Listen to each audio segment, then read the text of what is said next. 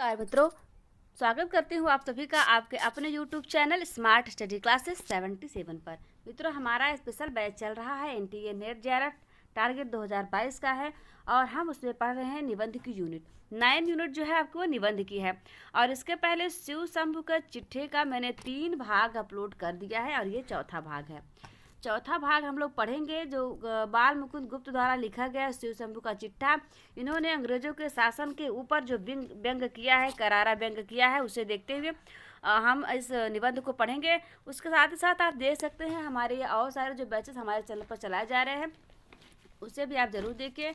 सारे क्लासेस आपको हमारे चैनल पर उपलब्ध मिलेंगी। वहाँ प्लेलिस्ट बनी हुई है, आप प्लेलिस्ट में जा कर के जो वीडियो आप देखना चाहते हैं देख सकते हैं। चलिए आज हम पढ़ते हैं शिव शंभु के चिट्ठे का अगला भाग यानी चौथा भाग।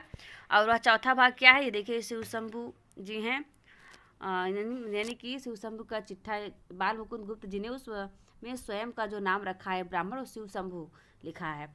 और शिव शंभु के नाम से ही वह लेटर लिखते हैं, चिट्ठी लिखते हैं अंग्रेजी शासन की हुकूमत को, और उसी को कहा गया शिव शंभु के चिट्ठे। चौथा चिट्ठा आज हम पढ़ेंगे।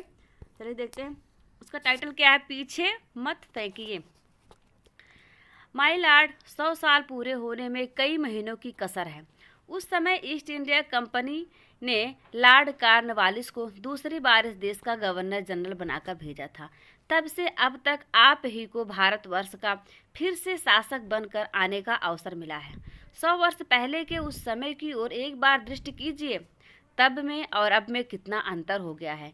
क्या से क्या हो गया है। जागता हुआ रंक अति चिंता का मारा सो जाए और स्वप्न में अपने को राजा देखे, द्वार पर हाथी झूमते देखे, अथवा अलिफ लैला के अबुल हसन की भांति कोई तरुण युवक प्याले पर उड़ाता घर में बेहोश हो और जागने पर आंखें मलते मलते अपने को बगदाद का खलीफा देखे। वालीशान सजे महल की शोभा उसे चक्कर में डाल दे। सुंदरी दासियों के जेवर और कामदार वस्त्रों की चमक उसकी आंखों में चकाचौंध लगा दे तथा सुंदर बाजों और गीतों की मधुर ध्वनि उसके कानों में अमृत ढालने लगे।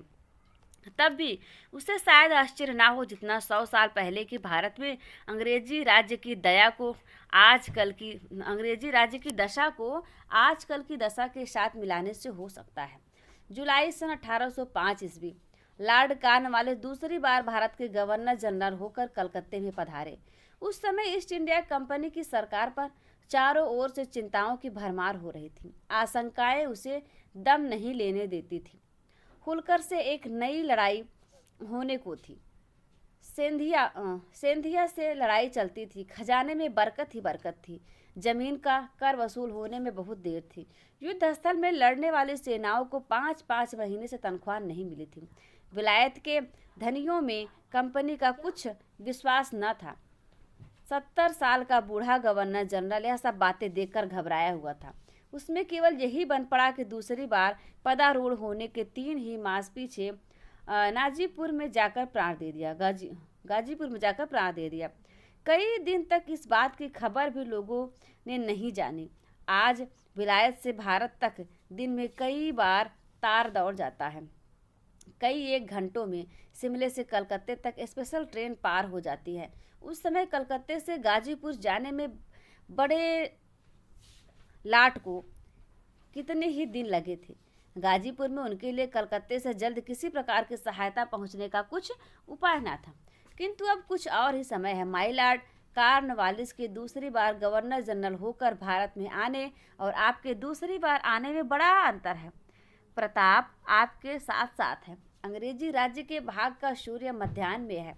उस समय के बड़े लाट को जितने दिन कलकत्ते से गाजीपुर जाने में लगे होंगे, आप उनसे कम दिन में विलायत से भारत में पहुंच गए। लॉर्ड कॉर्नवालिस को आते ही 2 एक देसी रईसों के साथ लड़ाई करने की चिंता थी।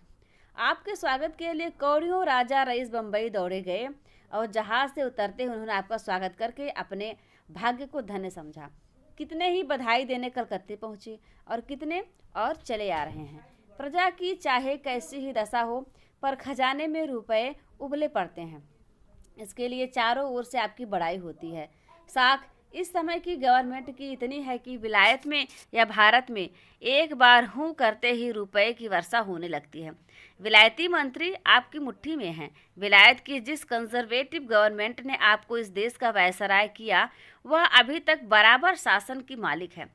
लिबरल निर्जीव है। जॉन ब्राइट, ग्लाडस्टोन, ब्राटला जैसे लोगों से विलायत शून्य है। इससे आप परम स्वतंत्र हैं। इंडिया ऑफिस आपके हाथ की पुतली है। विलायत के प्रधानमंत्री आपके प्रिय मित्र हैं। जो कुछ आपको करना है वह विलायत में कई मास रहकर पहले ही वहाँ के शासकों से निश्चय कर चुके हैं।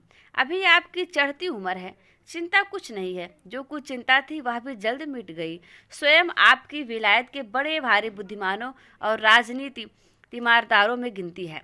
वरंच यह कह सकते हैं कि विलायत के मंत्री लोग आपके मुंह की ओर ताकते हैं।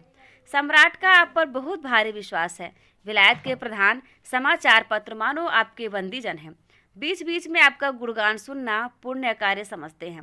सारांश यह कि लॉर्ड कॉर्नवालिस के समय और आपके समय में बड़ा ही भेद हो गया है। संसार में अब अंग्रेजी प्रताप अखंड है। भारत के राजा अब आपके हुक्म के बंदे हैं। उनको लेकर चाहे जुलूस निकालिए, चाहे दरबार बनाकर सलाम कराइए, उन्हें चाहे विलायत भिजवाइए, चाहे कलकत्ते बुलवाइए, जो चाहे सो कीजिए, वह हाजिर हैं। आपके हुक्म की तेजी तिब्बत के पहाड़ों की बर्फ को पिघलाती है। फारिस की खाड़ी का जल सुखाती है। काबुल के पहाड़ों को नर्म करती है। जल, स्थल, वायु और आकाश मंडल में सर्वत्र आपकी विजय है। इस धराधाम में अब अंग्रेजी प्रताप के आगे कोई उंगली उठाने वाला नहीं है। इस देश में एक महाप्रतापी राजा के प्रताप का वर्णन इस प्रकार किया जाता था कि इंद्र उसके यहाँ जल भरता था, पवन उसके यहाँ चक्की चलाता था, चांद सूरज उसके यहाँ रोशनी करते थे इत्यादि। पर अंग्रेजी प्रताप उससे भी बढ़ गया था। समुद्र अंग्रेजी राज्य का मल्लाह है। पहाड़ों की उपत्यकाएं बैठने के लिए कुर्सी मूढ़े, बिजली कलें चलाने वाली दासी और हजारों मील खबर लेकर उड़ने वाली दूती इत्यादि इत्यादि। आश्चर्य है माय लॉर्ड, 100 साल में अंग्रेजी राज्य और अंग्रेजी प्रताप तो इतनी उन्नति हो, पर उसी प्रतापी ब्रिटिश राज्य के अधीन रहकर भारत अपनी रही सही हैसियत भी खो दे। इस अपार उन्नति के समय में आप जैसे शासक के जी में भारतवासियों को आगे बढ़ाने की जगह पीछे धकेलने की इच्छा उत्पन्न हो। उनका हौसला बढ़ाने की जगह उनकी हिम्मत तोड़ने में आप अपनी बुद्धि का अध्ययन करें। जिस जाति से पुरानी कोई जाति का धराधम पर मौजूद नहीं, जो 1000 साल से अधिक की घोर पराधीनता सहकर भी लुप्त नहीं हुई, जीती है, जिसकी पुरानी सभ्यता और विद्या की आलोचना करके विद्वान और बुद्धिमान लोग आज भी मुग्ध होते हैं, जिसने सदियों इस पृथ्वी पर अखंड शासन करके सभ्यता और मनुष्यत्व का प्रचार किया, वह जाति का पीछे हटाने और धूल में मिला देने योग्य है। आप जैसे उच्च श्रेणी के विद्वान के जी में यह बात कैसे समाई कि भारतवासी बहुत से काम करने के योग्य नहीं और उनको आपके सजाती ही कर सकते हैं। आप परीक्षा करके देखिए कि भारतवासी सचमुच उन ऊंचे से ऊंचे कामों को कर सकते हैं या नहीं जिनको आपके सजाती कर सकते हैं। श्रम में, बुद्धि में, विद्या में, काम में, वक्तृत्व में, सहिष्णुताओं में, किसी बात में इस देश के निवासी संसार में किसी जात के आदमियों से पीछे रहने वाले नहीं हैं। वरंच 2-1 गुण भारतवासियों में ऐसे हैं कि संसार भर में किसी जाति के लोग उनका अनुकरण नहीं कर सकते। हिंदुस्तानी फारसी पढ़ के ठीक फारिस वालों की भांति बोल सकते, कविता कर सकते हैं। अंग्रेजी बोलने में वह अंग्रेजों की पूरी नकल कर सकते हैं। कंठ ताल को अंग्रेजों के सदृश बना सकते हैं।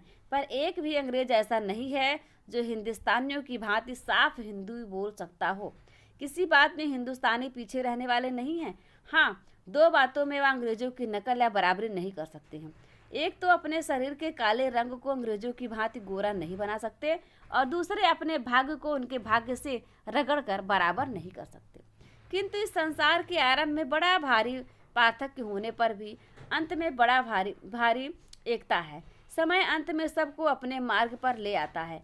देश, पति, राजा और भिक्षा मांगकर पेट भरने वाले कंगाल का परिणाम एक ही होता है। मिट्टी मिट्टी में मिल जाती है और वह जीते जी लुभाने वाली दुनिया यही रह जाती है।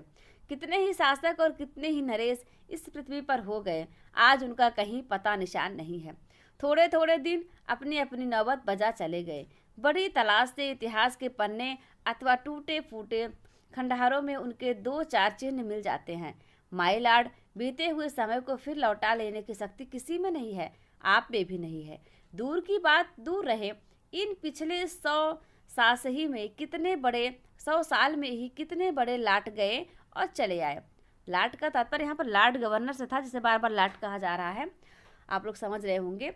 क्या उनका समय फिर लौट सकता है? कदापि नहीं। विचारिए तो, मानो कल आप आए थे किंतु 6 साल बीत गए। अब दूसरी बार आने के बाद भी कितने ही दिन बीत गए तथा और बीते जाते हैं। इसी प्रकार उम्रें बीत जावेंगे, युग बीत जावेंगे। समय के महासमुद्र में मनुष्य की आयु एक छोटी सी बूंद की बराबरी नहीं कर सकती। आप में शक्ति नहीं है कि पिछले 6 वर्षों को लौटा सके।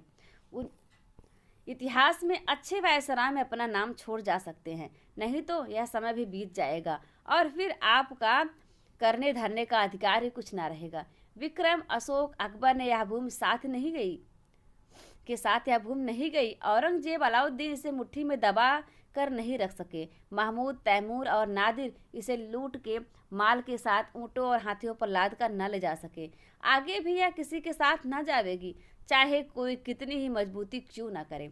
इस समय भगवान ने इसे एक और ही जाति के हाथ में अर्पण किया है, जिसकी बुद्धि, विद्या और प्रताप का संसार भर में डंका बज रहा है। माय लॉर्ड, उसी जाति की ओर से आप इस देश की 30 करोड़ प्रजा के शासक हैं। अब यह विचारना आप ही के जिम्मे है कि इस देश की प्रजा के साथ आपका क्या कर्तव्य है। 1000 साल से यह प्रजा गिरी दशा में है। क्या आप चाहते हैं कि यह और भी 150 साल गिरती चली जाए? इसके गिराने में बड़े से बड़ा इतना ही लाभ है कि कुछ संकीर्ण हृदय शासकों की यथेच्छाचारिता कुछ दिन और चल सकती है, किंतु इसके उठाने और संभालने में जो लाभ है उसकी तुलना नहीं हो सकती। इतिहास में सदा नाम रहेगा कि अंग्रेजों ने एक गिरी जाति के 30 करोड़ आदमियों को उठाया था। माय लॉर्ड, दोनों में जो बात आपको पसंद हो कह सकते हैं, कर सकते हैं। कहिए क्या पसंद है, पीछे हटाना या आगे बढ़ाना? तो मित्रों देखिए, ये रहा इस निबंध का चौथा भाग। बाल मुकुंद गुप्त जी ने बहुत ही अच्छा वर्णन किया है और भारतीयों की दशा को बताया है कि भारतीयों की जो विलक्षण प्रतिभा है, भारतीय क्या कर सकते हैं, क्या नहीं कर सकते हैं। उन्हें सच में एक अच्छे नेतृत्व की आवश्यकता होती है। बहुत कुछ कर सकते हैं। अंग्रेजों ने हमारे देश को बहुत लूटा, बहुत खसोटा और लूट कर सारा माल वो अपने देश में ले गए। भारत जो था सोने की चिड़िया था, लेकिन इतने लोगों ने इसे लूटा कि लूटते से कंगाल बना डाला। फिलहाल अभी तो जो स्थिति है हमारी आर्थिक व्यवस्था में काफ़ी हद तक सुधार हुआ है, हम कंगाल नहीं हुए हैं। लेकिन बता सकते हैं कि जो विश्व में सोने की चिड़िया के नाम से जाना जाता है, हर विदेशी ने इस चिड़िया के, सोने रूपी चिड़िया के पंख नोचने की कोशिश की है। लेकिन भारतीयों, अब आप जागिए और अपनी शक्ति को समझिए और इस प्रकार के कृत्य ना होने पाए। अपना और अपने समाज के विकास में योगदान देते रहिए तथा अपने अधिकारों को भी समझते रहिए। आपके क्या अधिकार हैं, क्या कर्तव्य हैं समाज के प्रति, इस देश के प्रति और आपके परिवार के प्रति। ठीक है मित्रों, तो इस निबंध में इतना ही। आगे हम इसका चौथा भाग तो ये हो गया, 5वां भाग लेकर बहुत ही जल्द हाजिर होंगे आपके सामने। तब तक के लिए आप स्वस्थ रहिए, मस्त रहिए, अपना और अपनों का ख्याल रखिए। नमस्कार, जय हिंद, जय भारत।